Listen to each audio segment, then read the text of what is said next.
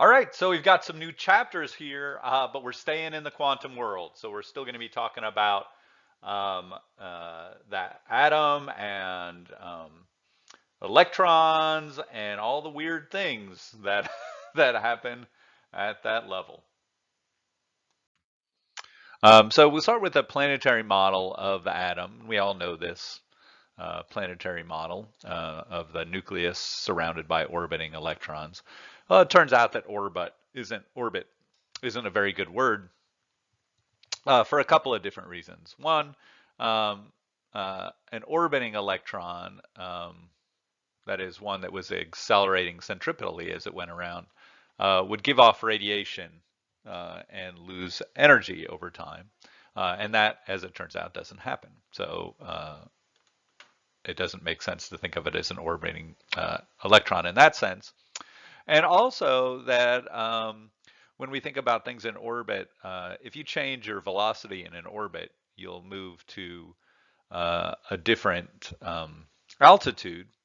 That is, so your altitude and your energy level are really connected to each other, which is true in an atom.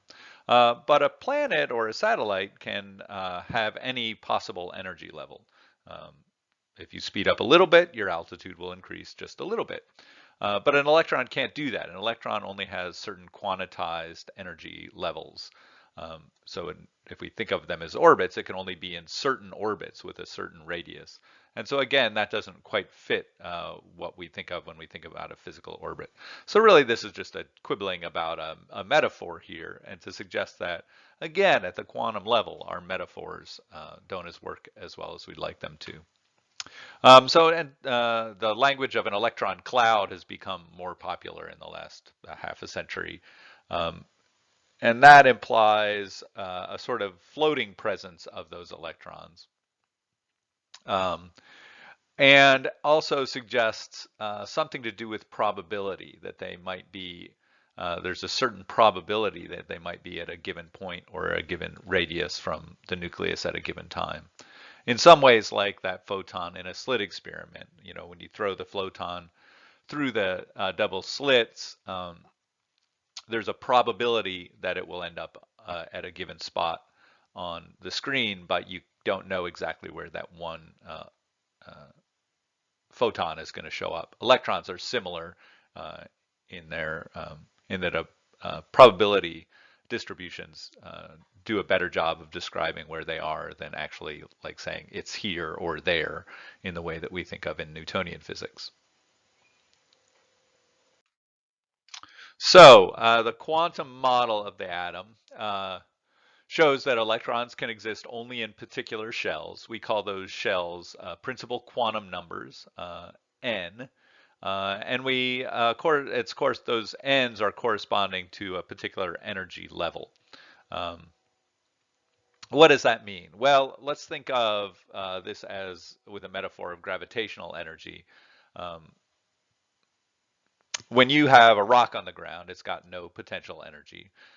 And then if we lift that rock up, you know, carry it up a hill or whatever, it has more potential energy.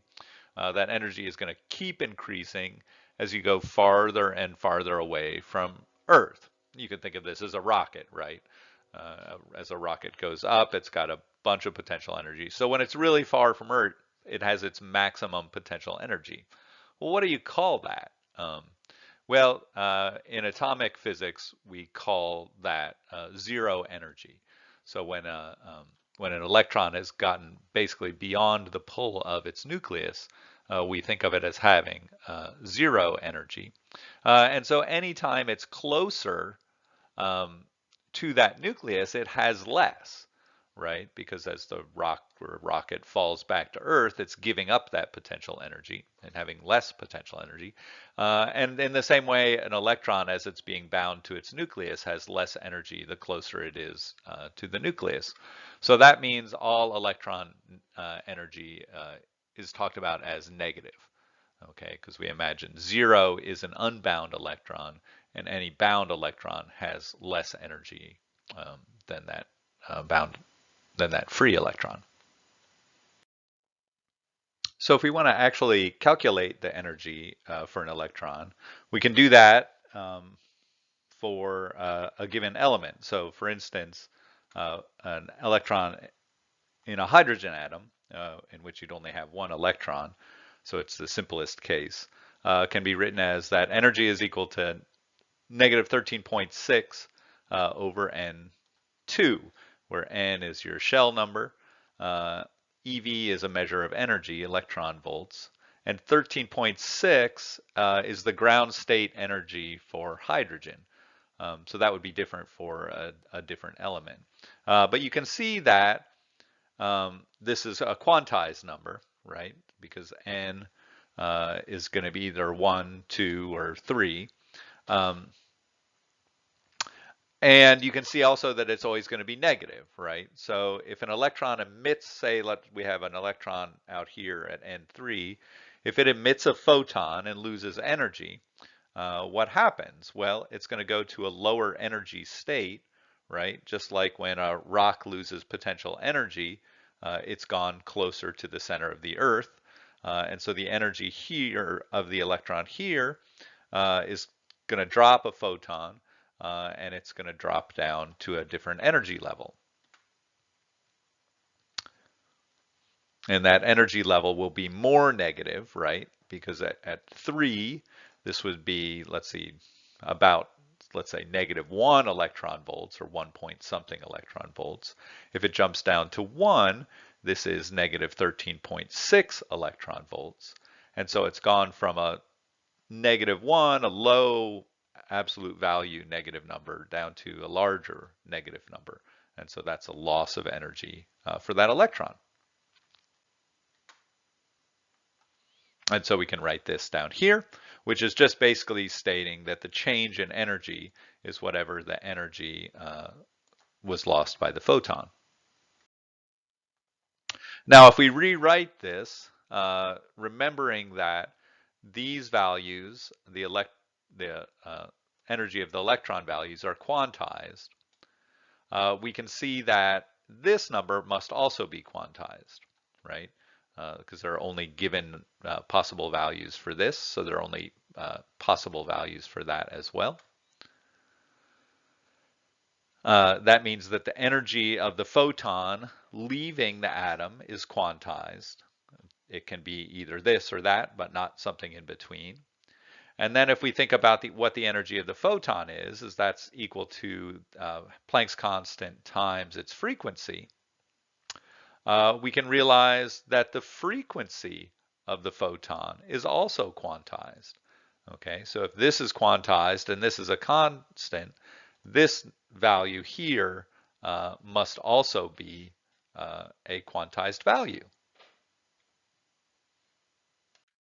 Why does that matter? Why does it matter that the frequency of the emitted photon is a quantized number? Well, it means that a certain type of an atom can emit radiation of only certain frequencies. Okay, so take this experiment over here. We've got a bunch of hydrogen in our lamp here, and we send a current through it, or bombard it with some photons, or add some energy to it. It's going to emit light but that light is going to be particular to that element. Okay, so we can see that here as we have hydrogen that is, say, at a N6 at some excited state. As it when it's at that excited state, it's unstable, and it's generally going to not last very long, and it's going to give off some photons. If it moves directly from 6 to 2, the amount of energy that it loses produces a wavelength of 410 nanometers. Okay, if it goes from 5 to 10, it produces a different wavelength. If it goes from 5 to 2. If it goes from 3 to 2, it produces a different wavelength. What that means is, if I take that light and put it through a slit, in other words, make it a ray, and put it through a prism, we're going to get some dispersion in the prism. But instead of getting a rainbow, as we would if we had white light, we have a very particular set of wavelengths in that light. And if we project them onto a detector, we get something that looks like this down here. That is, that the light that was produced, say, from that jump from 6 to 2 will produce this nice purple line. And from 3 to 2 is going to produce this nice red line. From that, we know that this material here is hydrogen. Okay, this one is called the Balmer series, and it describes what happens in hydrogen when you go from any given level down to 2. But there are a bunch of different series for different materials. This is one of the more famous ones. And it allows us then to know what the energy, or rather what the material is that is ejecting that light. This is true in reverse too. So if we take a white light and we shine it through a sample, the atoms in that sample are going to be only able to absorb the wavelength light, or the wavelength of the photons, that actually move it directly from, say, level 2 to level 6. You can't move from level 2 to level 5.34, right? So you need to go those fully from 2 to 6, or 2 to 3, or 2 to 4. So the photons that don't allow that exact jump pass through the sample. The photons that do allow that exact jump are absorbed by the sample. And so then when we put this now filtered light through a prism, we see that the wavelengths that before were appearing are now being filtered out. And so this is kind of the reverse of that Balmer series. These atomic spectra are really crucial in a lot of different sciences as a way to identify different materials. Okay, so this is good and helpful and interesting, but why are electron shells quantized? In other words, why can an electron exist at an orbit of n equals 5.34? The reason has to do with that, that pesky wave-particle duality that we talked about. If we think of electrons as waves, that means that they can interfere with themselves. And at this level, at this quantum level, that interference ends up being significant. So if we think of the electron not as a planet orbiting, but instead as a wave surrounding our nucleus, at some levels, that wave is going to have an integer number of wavelengths, right? So here we have 1 wavelength, 2 wavelengths, 3 wavelengths. When that wave gets back around to the other side, it's going to constructively interfere with itself.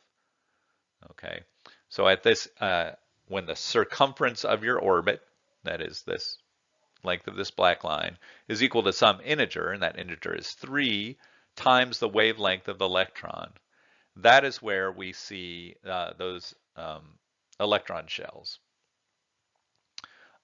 If, on the other hand, it's not an integer number, then we have an electron wave that is surrounding our nucleus, but the electron wave is interfering with itself destructively, and that means that you actually you can't have an electron at that level because the wave is going to destroy itself.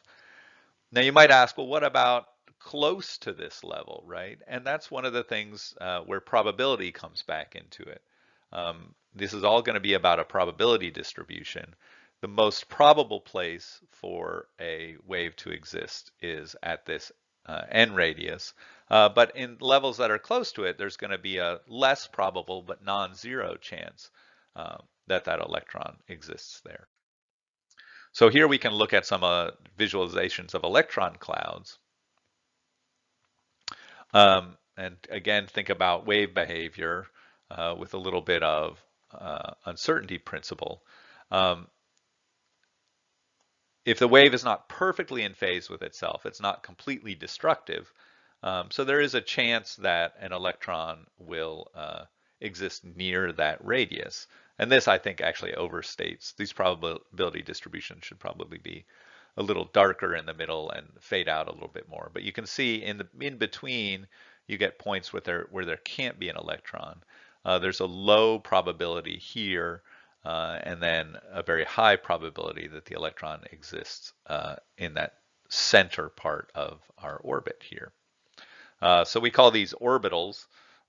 So they're not orbits. They're clouds. I like electron clouds. That works pretty well for me. And when we talk about an electron being at that radius, what we're really talking about is a probability of it being there. We don't actually, because of the Heisenberg uncertainty principle, we can't say exactly where an electron is at any given moment, but we can estimate a probability of it showing up in a particular place. So all of the quantum stuff that we talked about last time ends up affecting the way that we see what's going on within an electron cloud. And that is our first lecture on atomic physics.